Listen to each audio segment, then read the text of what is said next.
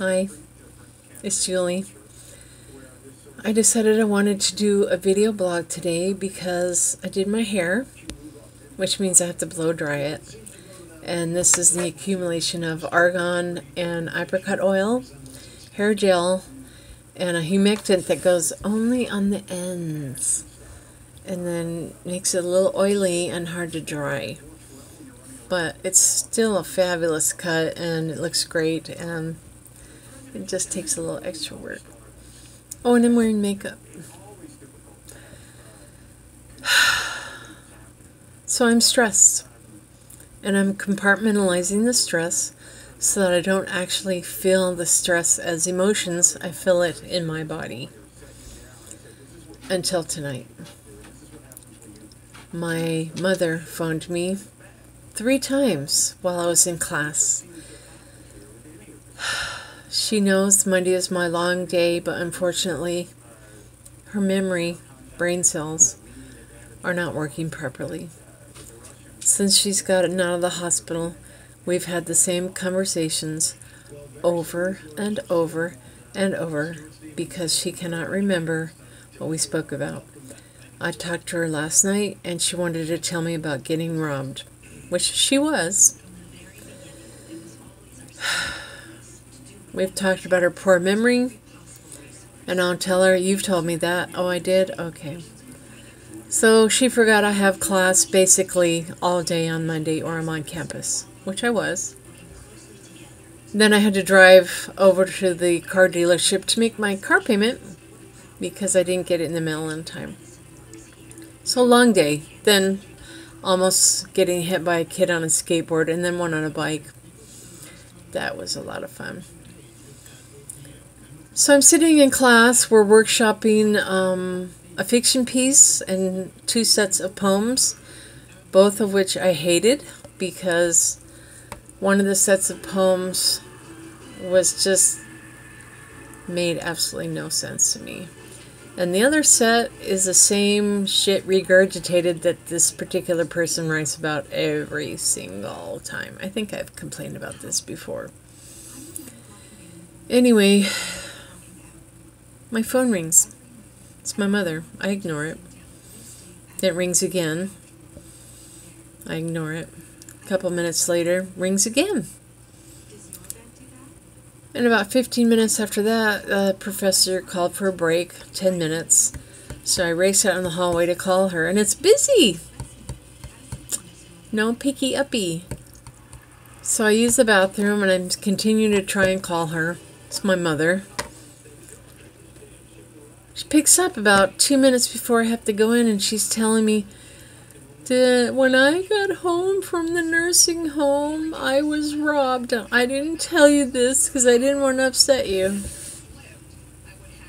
Mom, I know all about it. We've talked about this. What's going on? My DVR is missing. Well, she does not have a DVR.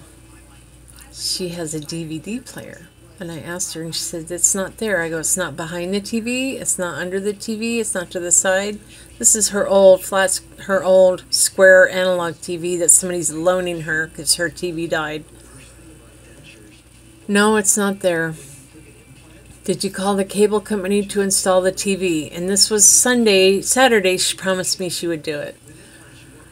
No, because I manipulate wine. And I said, Mom, I have to go back to class because we're not done yet.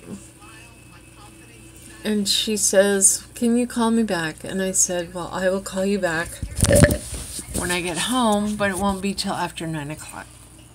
Will you be up then? I'll wait for you. I go, it will probably be later than 9 o'clock because sometimes we run late. Might be more like 9:15. No, I'll wait for your call. Well, I knew I had to run to the bank because, sorry, I'm playing with the angle here. Yeah, look at my balding head.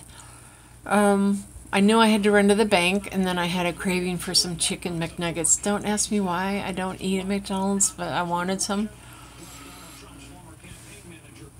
I get home at 9:25. She won't pick up. Called back twice, left a voicemail. I'm going to go with she forgot I was going to call her. In the meantime, while I'm in class, I'm getting upset. More and more and more upset. I'm bouncing my leg. I'm feeling agitated. I want to cry. I get in the car. I'm like, this is it. I'm finally losing my shit. And I started crying. And I'm like, I just need to let it out. And I'm like, and then I almost hit a curb. And I'm like, okay, maybe I should pay attention to my driving first. So I recompartmentalized, went to the bank drive-thru, went to McDonald's, came home, and I can't cry. I can't cry. She got me again.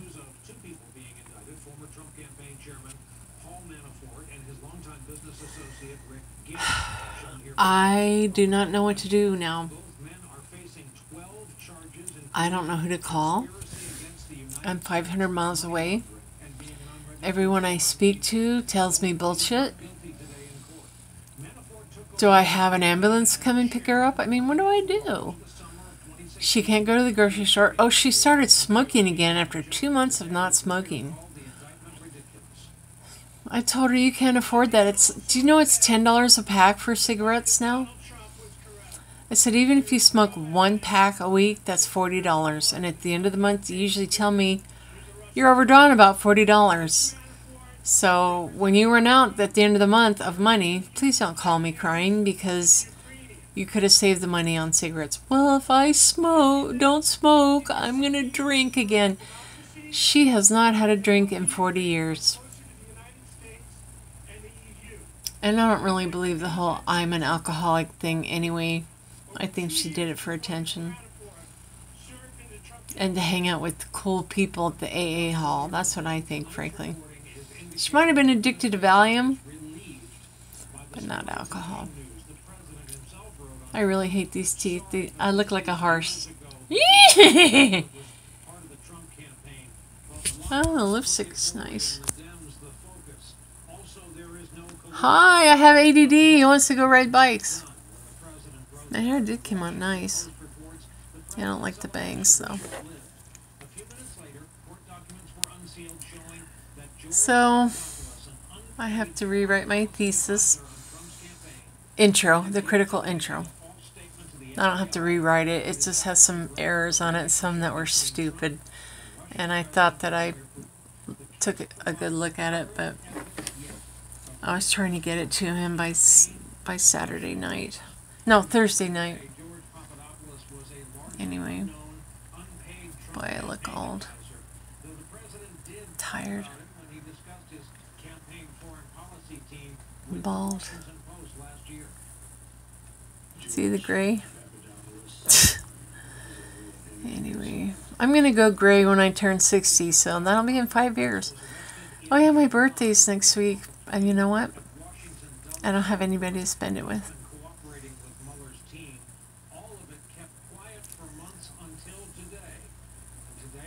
My friend Jason, X-Men, I haven't heard nor seen him since July.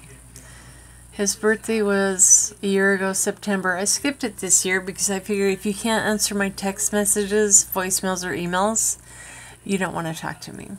So, and then I forgot. I literally forgot it was his birthday. But a year ago, we met my friend S at Wine Time, my favorite place here in town, which she told me about. I bought him tapas and a drink, gave him a card. It was a literary card, but it was a card, birthday card, with a gift card to Pete's Coffee, $20, because there's one on campus. And you know what he gave me for my birthday last year? A tweet. Happy birthday, lady. A tweet.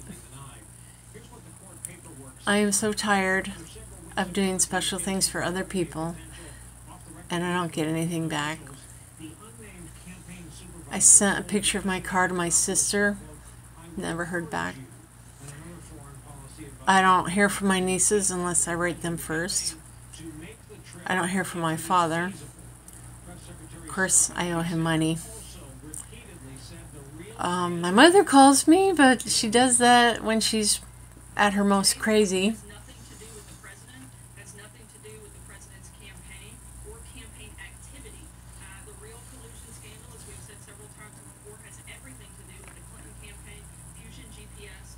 I'd like to have a cake and maybe some coffee and crudité, some snacks.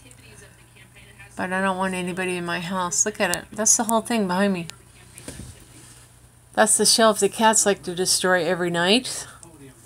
Speaking of cats, this is the whole apartment. You can see it from here. Oh, look what they did to my curtain rod. They did that last night. I also got up and found one of my bathroom rugs was turned upside down, and underneath it was one of my earrings that had been in the sink in a bowl. I don't know what they do here while I'm asleep, but I sleep through it.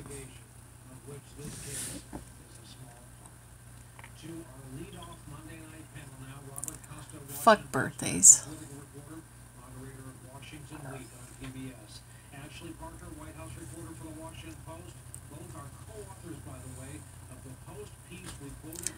I need a good cry, but you know what? It's just, I can't force it. I think what I need is some booze. That's what I'm thinking.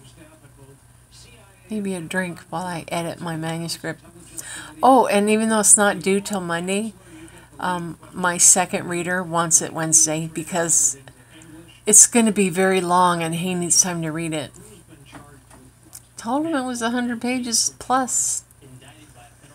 I had a working lunch with him and the other TA today, and I told him it's over 100 pages, and my critical intro is 27. Not on purpose. I think that pushed him over the edge. Oh, and I'm supposed to teach a class on Wednesday, my birthday, but I have to meet with the professor Friday to go over my lesson plan. So between now and Friday, I have to write a lesson plan on a fiction writing activity about inserting objects to make them metaphorical, focalizers, and I forget the other thing.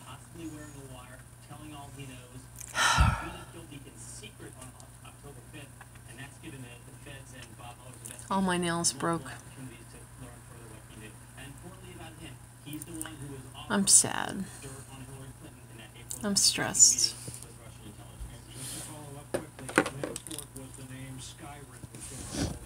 This is getting really long. I think I'm going to have to cut it short.